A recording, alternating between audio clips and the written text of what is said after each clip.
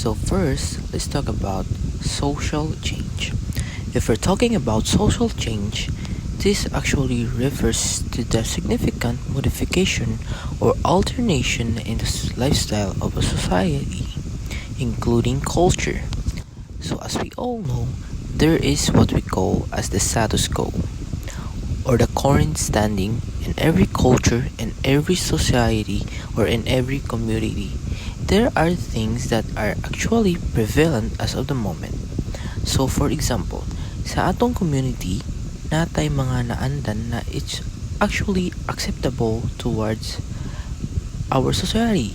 For example, mugrita na di mo gamit og handshake. Unlike before, ang status quo kailangan nato mo gamit og handshake. Like ig mo greet ka, and since there's a pandemic, you can greet them through other gesture rather than touching them.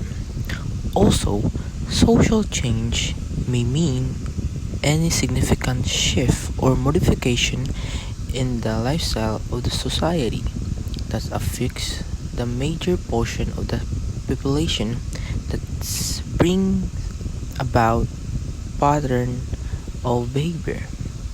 So take note that in order for us to consider that this is a significant shift or modification, this modification should affect the major portion of the population. And let's go ahead and let's talk about cultural change. It refers to the changes in the cultures of the society. Is the modification or discontinuance of existing, tried and tested procedures transmitted to us from the culture of the past, as well as the introduction of the new procedures. For the political change, it occurs when the rulers in a country lose power or the type of governance in the country changes. May occur as initiated by the netizen of the country, for example like elections or rebellion, or initiated by other countries.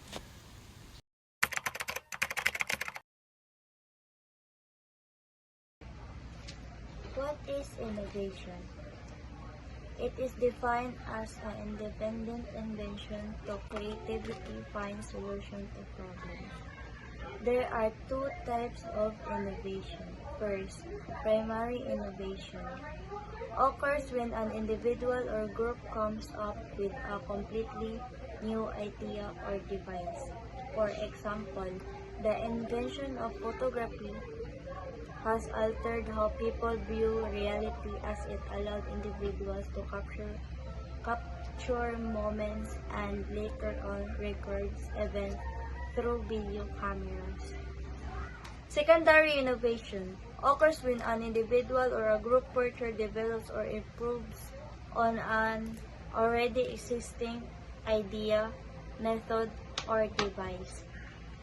For example, smartphones and other forms of wireless communication and improvised version of the telephone. Thank you.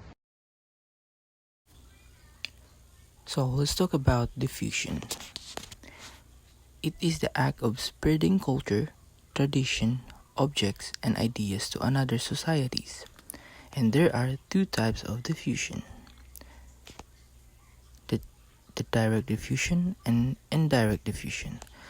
So first, let's talk about the direct diffusion. Occurs through trade, marriage, and war by Kotak 2000. For example, the use of silk cloth was introduced by the Chinese to the Filipinos through trade. So let's talk about indirect diffusion. Occurs when a group comes in contact with another group indirectly through third party. For example, when merchants bring new products, languages, customs, and beliefs that originated from a certain area and carry those things to other place. In this case, the two places have no direct contact, but influences are shared through the arrival of the merchants.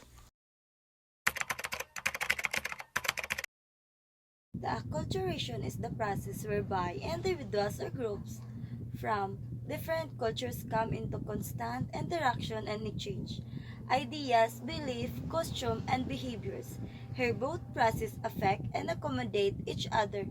Acculturation implies alteration for both cultures or all global cultures, leading to creation of new cultural practice or just fashion of already existing culture at- attributes.